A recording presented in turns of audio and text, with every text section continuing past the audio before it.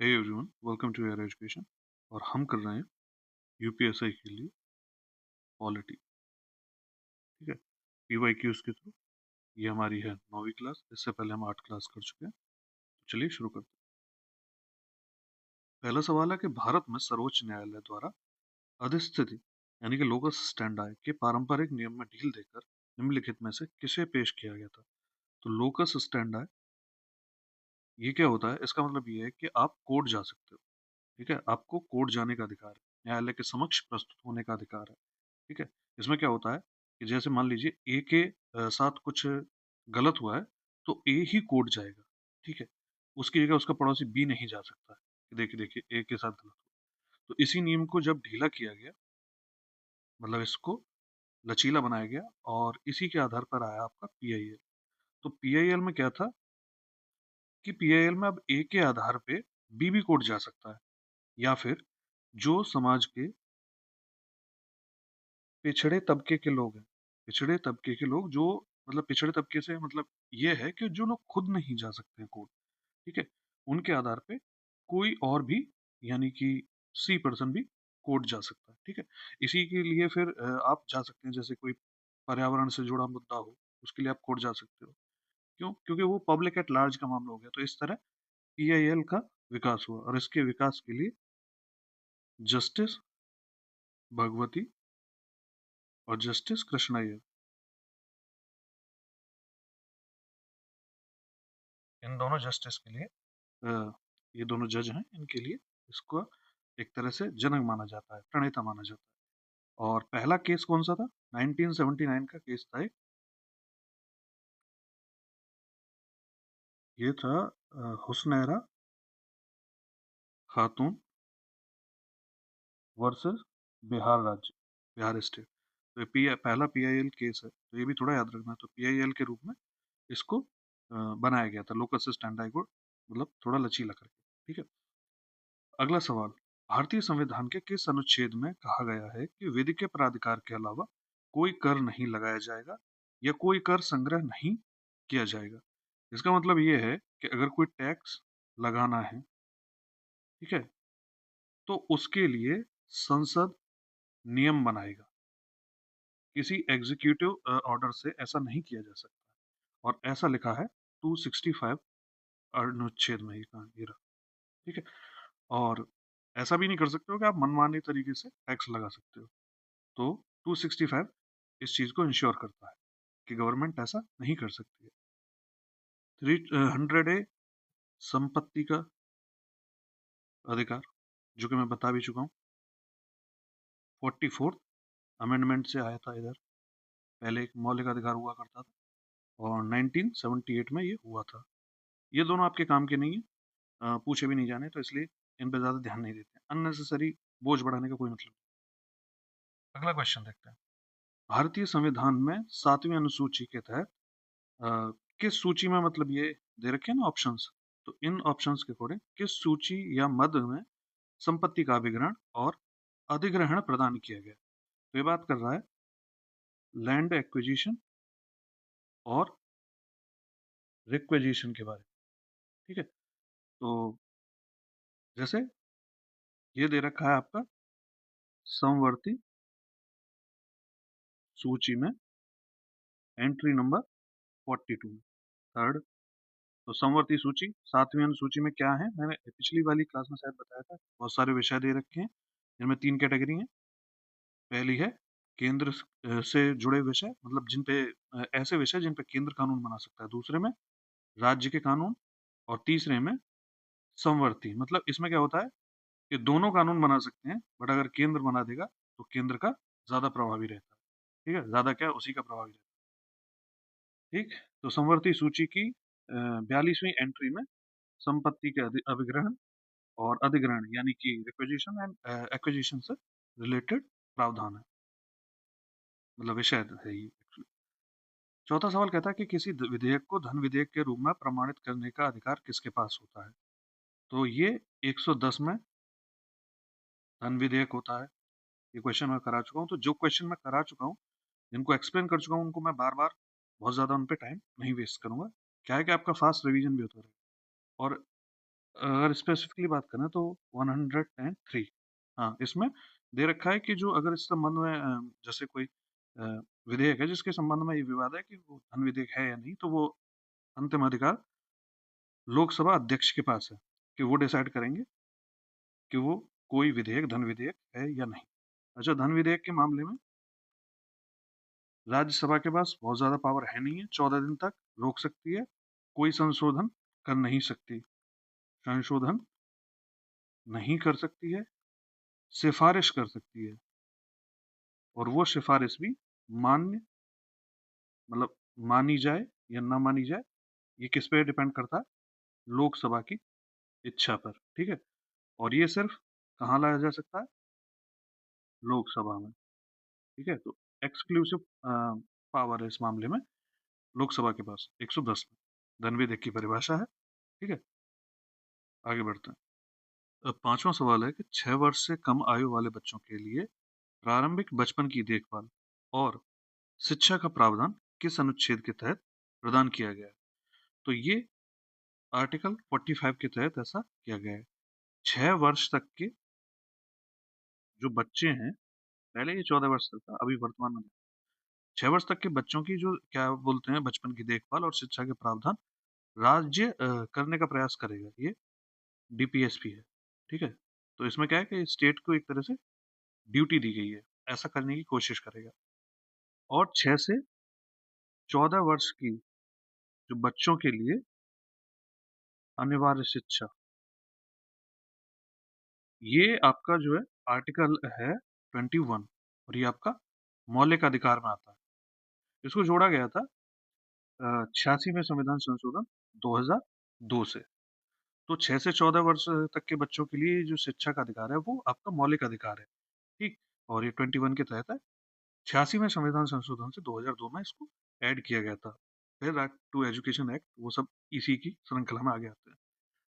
48 जो गौवंश है या दुधारू पशुओं की हत्या को प्रतिबंधित करता है। अगर गाय से संबंधित आपसे क्वेश्चन पूछा जाए तो 48 के तहत, 48A में पर्यावरण का मामला है, पर्यावरण की रक्षा से संबंधित है, जिसमें स्टेट की ड्यूटी है। इंडिविजुअल्स की ड्यूटी 51A जी में है, ठीक है। ये भी याद रखना है। 50 शक्तियों के पृथक्करण से संबंधित है, शक्तियों का पृथक्करण। और जुडिशरी और एग्जीक्यूटिव की जो शक्तियां हैं उनको, जुडिशरी और एग्जीक्यूटिव को मतलब सेपरेट रखने से रिलेटेड। 44 यूनिफॉर्म सिविल कोड, ये समान नागरिक संहिता से रिलेटेड है। अगला क्वेश्चन देखते हैं। क्वेश्चन नंबर 6 कहता है कि भारतीय संविधान का अनुच्छेद 371 जे कर्नाटक के राज्यपाल को किस क्षेत्र के लिए एक पृथक विकास बोर्ड स्थापित करने का अधिकार देता है? तो ये है आपका हैदराबाद कर्नाटक। अब देखो, इस तरह के क्वेश्चन कई बार आ जाते हैं, पर इनके पीछे ज्यादा भागना मत, ठीक है। क्यों? क्योंकि ये बहुत सारी इंफॉर्मेशन हो सकती है फिर। हाँ, आपको ये जरूर पता होना चाहिए कि 371 जे कर्नाटक से रिलेटेड है, कर्नाटक से जुड़े विशेष प्रावधान 371 जे में है, ठीक है। और इनके पीछे भागोगे तो बहुत सारी इंफॉर्मेशन है, फिर कोई अंत नहीं है, ठीक है। इस तरह की। अगला सवाल देखते हैं। राष्ट्रीय आपदा प्रबंधन प्राधिकार में एक अध्यक्ष और अन्य सदस्य होते हैं जिनकी संख्या 9 से अधिक नहीं होनी चाहिए। शायद बता चुका हूँ ये। एनडी, एमए, एसडी, एमए, ठीक है। ये आपका 3 में दे रखा है, धारा 3 आपदा प्रबंधन अधिनियम, और ये आपका 14 में दे रखा है। डीडीएमए यानी कि डिस्ट्रिक्ट डिजास्टर मैनेजमेंट अथॉरिटी, ये 25 में दे रखा है। इसमें 7 सदस्य हो सकते हैं अध्यक्ष मिलाकर। इसमें अध्यक्ष मिलाकर 9, मुख्यमंत्री इसके अध्यक्ष होते हैं, और इसमें भी मुख्यमंत्री अध्यक्ष मिलाकर 9, ठीक है। सदस्य की बात करें तो सदस्य 8 हो जाएंगे, तो ये थोड़ा ध्यान रखना है। अगला सवाल देखते हैं। भारतीय संविधान के किस भाग को भारत का मैग्ना कार्टा कहा जाता है?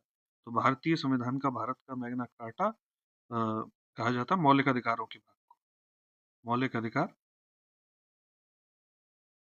ये है आपके भाग 3 में, हाँ ये रहे। और भाग 4A में मौलिक कर्तव्य है। भाग 1 इंडिया और उसके भारत और उसका राज्य क्षेत्र से संबंधित है, और भाग 2 सिटीजनशिप से रिलेटेड, ठीक है। सिटीजनशिप मतलब नागरिकता से। अगला सवाल देखते हैं। 9वां सवाल है, सर्वोच्च न्यायालय ने किस मामले में माना था कि 3 तलाक मुसलमानों की प्रथा की एक अनिवार्य आस्था नहीं है? तो ये शायरा बानो वर्सेस भारत संघ का एक केस है, और इसी में कोर्ट ने कहा था कि 3 तलाक मुसलमानों की जो धार्मिक आस्था है उसका एक अनिवार्य अंग नहीं। देखो, आपको वो सब चीजें प्रैक्टिस करने की आजादी है जो आपकी आस्था का एक अनिवार्य अंग होते हैं, पर ये इसको माना नहीं था 3 तलाक को कि ये धर्म से जुड़ा मसला नहीं है, तो इसलिए। और धर्म के मामले में मैंने बताया भी था शायद वहाँ पे कि उसमें कई सारे रेस्ट्रिक्शंस भी हैं। आपको धर्म की स्वतंत्रता है, पर वो ऐसा नहीं करेंगे आप किसी का स्वास्थ्य खतरे में डाल दें आप, या लोक व्यवस्था बिगाड़ दें, ठीक है? या भाग 3 के जो अन्य अधिकार हैं उनको कॉन्ट्राडिक्ट करके आप धार्मिक स्वतंत्रता नहीं ले सकते, ठीक है? अगला सवाल देखते हैं। अगला सवाल है 10वां, भारतीय संविधान के संदर्भ में वित्तीय आपातकाल का उल्लेख निम्नलिखित में से किस अनुच्छेद में किया गया है? तो ऐसा 360 में किया गया।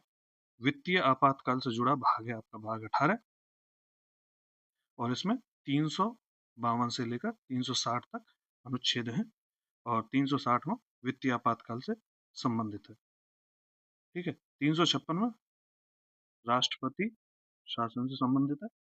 358 352 में दोनों चीजें बता चुका हूँ। इसमें मैं एक चीज फिर से याद दिला देता हूँ। 352 में 3 शब्द हैं, युद्ध, अ, आक्रमण या बाह्य आक्रमण है, बाह्य आक्रमण या सशस्त्र विद्रोह, ठीक है। ये सशस्त्र विद्रोह की जगह पहले आंतरिक अशांति था। इसको 44th जो अमेंडमेंट है 1978 का, उससे इस वर्ड को, सशस्त्र विद्रोह को ऐड किया गया था, ठीक है। इसने इस वर्ड को रिप्लेस किया था, आंतरिक अशांति, ठीक है। और 352 में मैंने बता दिया, ये 3 चीजों के आधार पे ये आपका आपातकाल लगाया जा सकता है।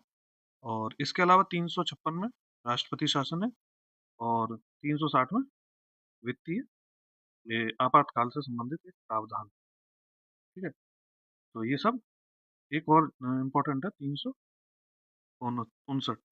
359 में राष्ट्रपति क्या करते हैं,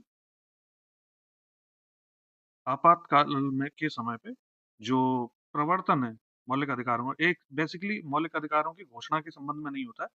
358 में तो ये है कि जो स्वतः निलंबित हो जाते हैं, और 359 में जिनको निलंबित करना होता है, जिन मौलिक अधिकारों को 20-21 को छोड़ दें जाए, तो बाकी सबको निलंबित किया जा सकता है। एक तरह से उनका प्रवर्तन बंद कर देते हैं। 32 के तहत आप उसको प्रवर्तन के लिए कोर्ट नहीं जा सकते, तो फिर वो एक तरह से आप उनका कोई अस्तित्व नहीं रह गया। अगला सवाल देखते हैं। 11वां क्वेश्चन कहता है, भारतीय संविधान का कौन सा अनुच्छेद 14 वर्ष से कम आयु के बच्चों के किसी कारखाने, खदान या अन्य खतरनाक गतिविधियों में रोजगार पर रोक लगाता है? तो देखो, ये काम करता है आपका अनुच्छेद 24, ठीक है। अनुच्छेद 23 में क्या, 22 में क्या कहा है, 22 में ही देख लेते हैं पहले, ठीक है। वैसे 23 में देख लो पहले। 23 में क्या है कि फिर ये बाल श्रम पर रोक से संबंधित है, और ये मानव तस्करी और बलात् श्रम से। ये बलात् श्रम का मतलब होता है फोर्स्ड लेबर, ठीक है।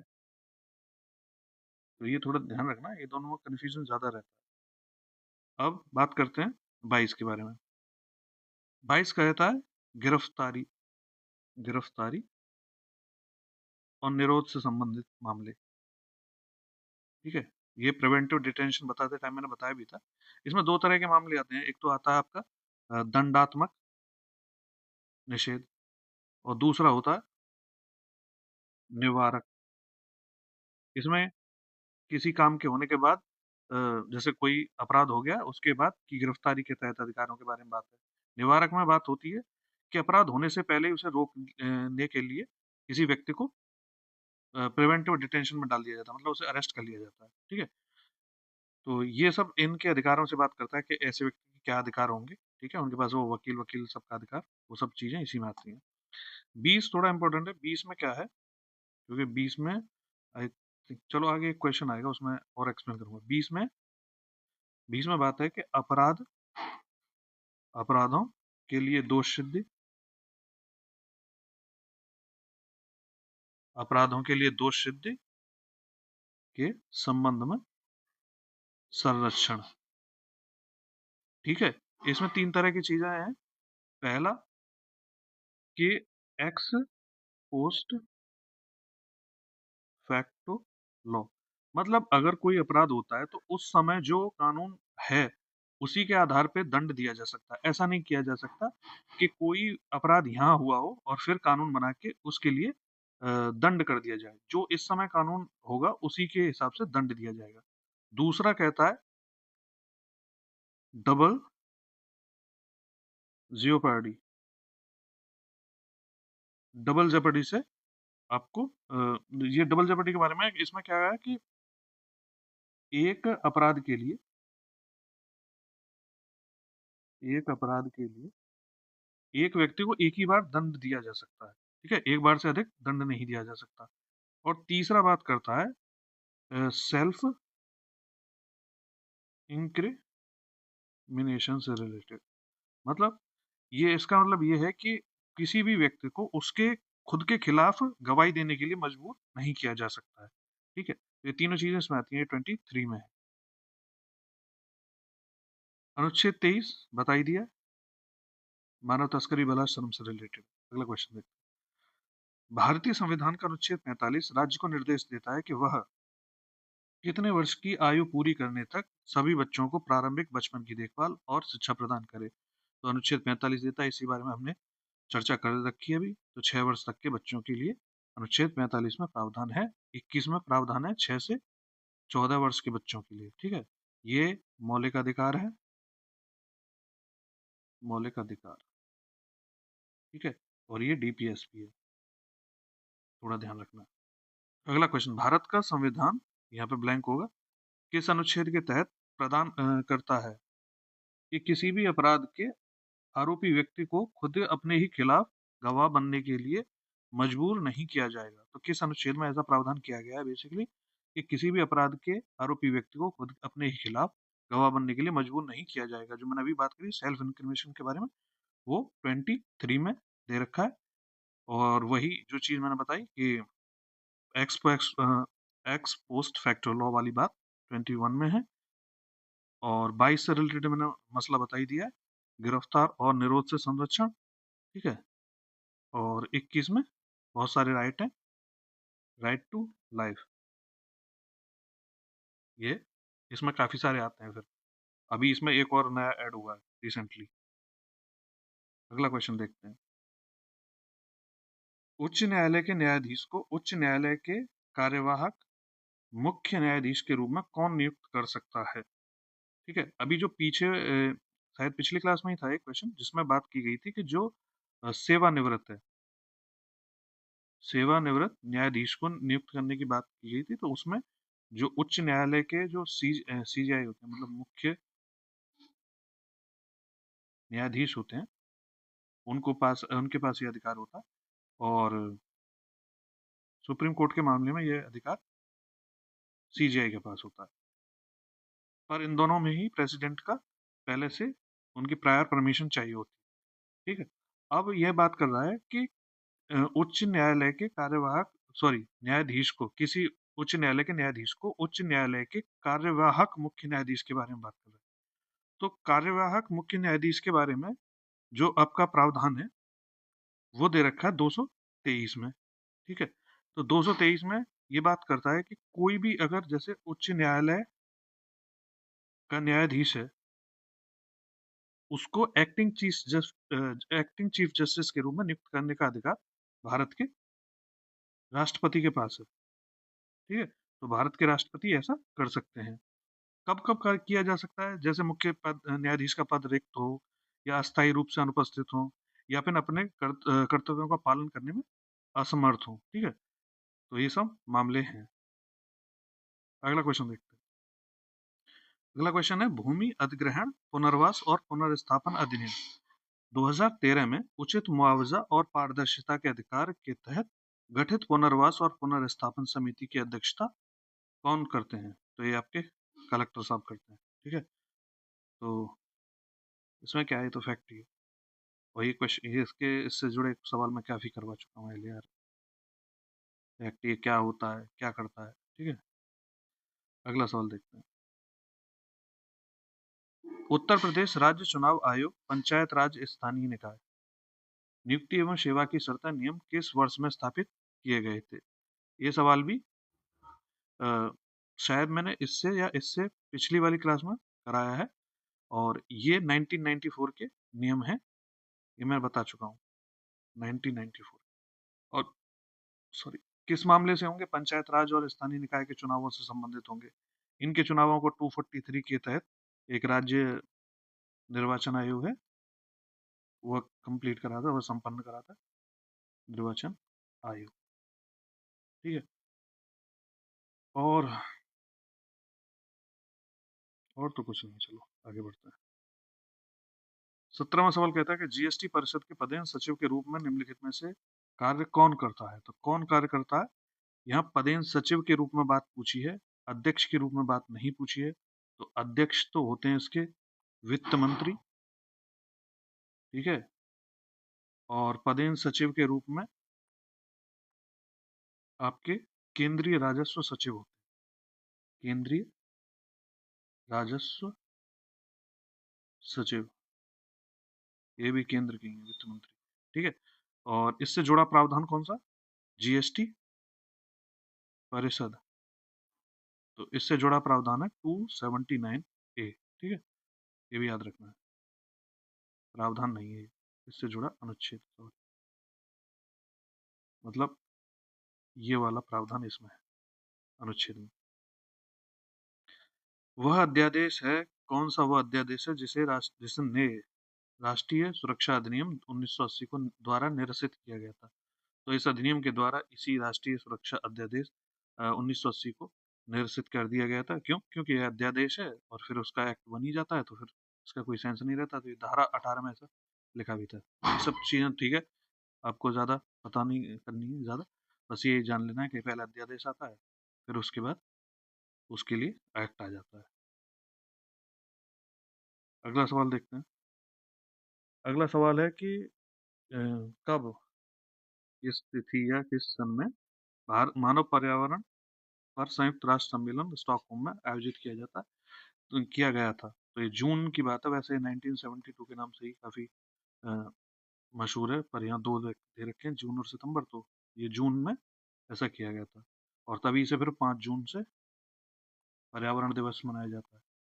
यही वो सम्मेलन था जिससे फिर यूएनईपी की नींव रखी गई, जिसका हेडक्वार्टर कहाँ है? इसका हेडक्वार्टर है आपका नैरोबी, केन्या में। और ये स्टॉकहोम स्वीडन में हुआ था। इसी में आपके प्रधानमंत्री नरेंद्र मोदी नहीं, इंदिरा गांधी ने भाग लिया था। तो इंदिरा गांधी ने इसमें एक बात कही थी, वो काफी फेमस कोट है कि गरीबी सबसे बड़ा प्रदूषक है। ठीक है, उसके बाद से फिर 1972 के बाद ये वन्य जीव संरक्षण, प्रोजेक्ट टाइगर, ये सब मामले महत्वपूर्ण कदम उठाए गए थे। तो ये थोड़ा सा इससे जुड़ी हुई बात। ठीक है, तो अगर आप लोगों को मेरा प्रयास अच्छा लग रहा है तो please do like, share, comment and subscribe. And अगर कोई सुझाव है तो प्लीज़ वो भी कमेंट कीजिएगा। आई विल ट्राई कि इस क्लास को और बेहतर किया जा सके। ठीक है, thank you so much for watching.